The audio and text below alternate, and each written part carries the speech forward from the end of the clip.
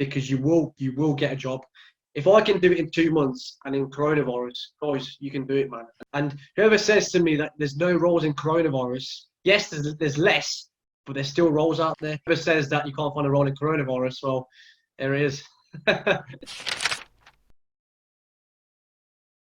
predominantly come from a sales background, so started off as like a sales trainer, sales kind of executive, then went into IT recruitment. So from there, I got the IT knowledge, but nothing, no industry experience at all, just literally selling IT people really into jobs. So 4 years of IT recruitment experience, but the reason why I wanted to make a change was because I was placing all these IT people, and I thought, well, they're on some really good money, and what have they got with driving butt? So and then that's where I found you guys. So when I saw the program, my thoughts were initially, I'll do it.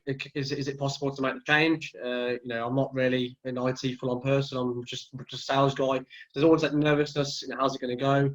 Initially, I thought, money. Is it going to be worth the money? Everyone who goes, for these sort of training things, I think, is the money going to be worth it? Is it going to be a good investment? And number three, how quickly am I going to find a job? Whoever says that you can't find a role in coronavirus, well, there it is. Doing your research, guys, that for me was a big thing. Spoke to Hassan. I think he's been very, very helpful. He's a kind of underdog, should we say, because he doesn't really get involved in a lot of the project. But I speak to him. He's a great guy.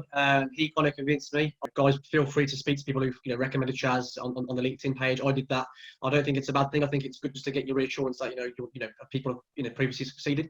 I spoke to one chap who joined Virgin Media straight after the course. That was excellent. So I think hearing people's success stories and just looking at the whole program and the project and speaking to all the trainers, it was very, very convincing for me. And I just went with it.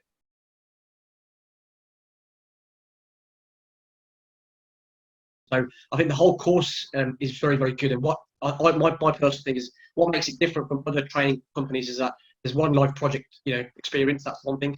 But number two, it's the fact that I'm getting continuous training support. I'll be honest with you guys, I didn't even carry the whole, put your notes down of when to have a call. I just call them. So listen, lads, I need some support. Help me right now. Obviously, if they're free, they'll help me. If they're not, they'll let me know. But I didn't really use the system properly. But yeah, I think the fact that the support was available even at 9 p.m. or 10 p.m. drop them a text. It's just a very, very nice. Speaking with the trainers, building a relationship with the trainers is very important. So guys, I've got Raj, Ayo, Shaz, Hassan, all their numbers. I speak to them very regularly. They've helped me a lot. When I say a lot, that's the honest answer, guys. I'm not even saying it. I'm very driven. Obviously, I'm 26 years old, so I'm not saying I'm old, but I think it came to a point where I need to make a change in my life. I've enjoyed the high life and partying and stuff. I thought, you know what, now it's time to just get on with it. So literally, and I'll be honest with you, I give credit to TLA because I've been getting ongoing support from Raj, Ayo, Hassan. So what I can say, guys, is that the resources are there. Utilize it. Ask them questions. I kept asking them over and over again, and then once it stuck in my head, and started getting interviews. That's how I made the transition. So I think the combination has been support from TLA and T, my hard work of applying over and over again, having my CV looked at and been approved, which is back and forward, and literally, guys, just having the mentality of just don't give up. And whoever says to me that there's no roles in coronavirus, yes, there's less, but there's still roles out there. And so with the whole course, the CV's been, the support of the CV has been great. I just sent my CV. I got it approved from the TLA team. CV, the feedback I've been given is amazing. So guys, I want to emphasise this. Get your CV reviewed by TLA. You're going to have to make changes. It was a bit frustrating for me. I had to keep going back and forth. It took about a week to do. But that CV is going to be basically your ticket to your role. And my CV, touch wood, has been given very good feedback. And I think it's the best CV I've ever had. And it's getting me interviews. And I've also got a picture of me in the corner, which is good for the client to see what I look like. My CV was completely changed, from back to front really. And that, the feedback I got from recruiters is that the CV is amazing. Literally, that if I had to be, I don't want to be overconfident, but every agency who's called me since the course with that CV, 100% I've had an interview. Whether I've got a job or not, I've got the interview with that CV. I've not uploaded my CV on LinkedIn, but all the job roles and information it's not exactly, but it's very similar. So it's pretty much my LinkedIn profile is my CV. So if I ever lost my CV, for example, I can get most of my content off LinkedIn.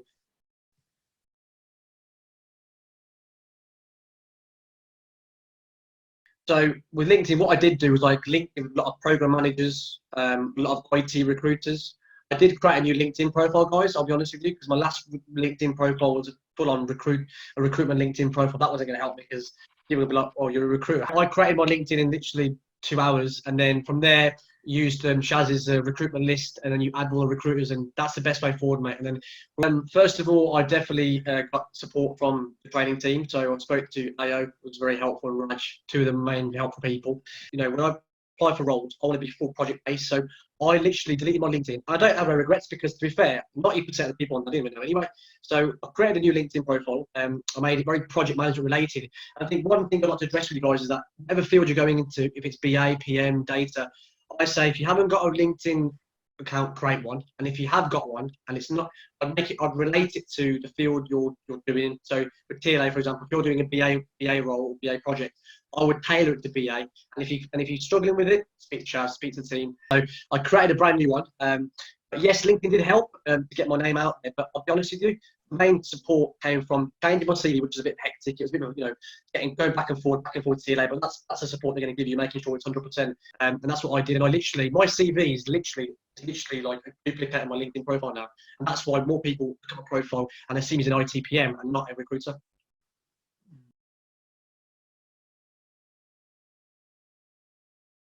Also, the project experience. Having live project experience is very important because you can go and get a qualification tomorrow off, any website, Udemy, for example. But having the live project experience has really helped me speak to clients about, the live project really. And it shows that I've got experience of business cases, PID, working with stakeholders. Like I've made, I've been spoken with BAs, testers on a regular. So I'll be honest with you, I got all the stuff in by deadline up until the last week, I think it was. Because the last week, I'll be honest with you, because last Saturday, I had my Prince 2 exam on the Monday, which I passed to 92%, so that's prepared for. And I also had 5 interviews to prepare for. So it was a bit stressful that week, but and I appreciate that. That's what I had. But apart from that, I got everything done on time because, you're kind of preparing yourself for the real world because you're going to get deadlines if you're a BA or a PM and you want to make sure you're hitting your targets. So, but last weekend I couldn't, but then luckily for me, I passed my exam on the Monday, got an offer on the same day. So, lucky days.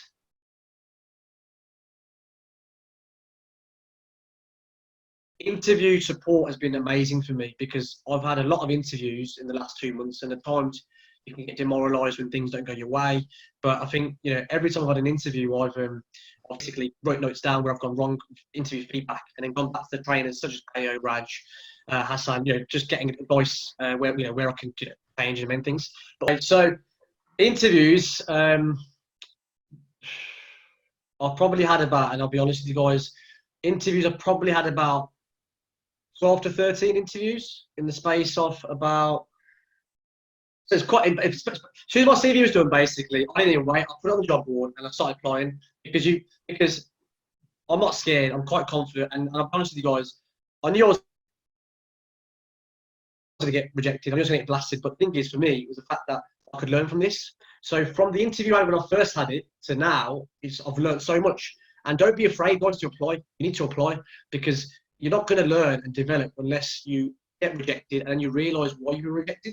So it's not a perfect story. I'm not just applied for 5 roles and I got 5 interviews and I got an offer. Not at all. It's been. I'll be honest with you guys, and I'm pretty sure there's quite a few in this group that have been demoralised, and I was at one point demoralised. I was a bit upset about it. And the coronavirus came along, and I just thought, oh God, it's getting worse and worse. But you have to basically just keep going. And one thing, guys, is very important. I'll say this to you. I said to Shaz earlier, just do not give up because you will get a job. If I can do it in 2 months and in coronavirus, guys, you can do it, man. And I'm being serious. And I'm one of the jack. I'll be honest with you guys. I'm quite Jack the lad, But when it comes to work, I've literally been so driven and I've been applying. You get tired, but you keep doing. When you get an interview, you start again. So just don't stop trying, guys. And the fact that companies are getting used to this remote working system now, the roles are going to come back now because it's just, everything can be done remotely. So there is jobs out there, guys. If I went to the job boards now and got in BA or PM role, I guarantee I'll find a few. Like I said, I got one offer on Friday. I'll be honest with you, I should have got 3 other offers before that, but for some reason I didn't get it, and I was a bit disheartened, but I kept going. And then the fact that this client said to me on Friday that you beat somebody with 9 years PM experience, that for me was like, that just shows that anybody, anybody with the right will can get what they want really.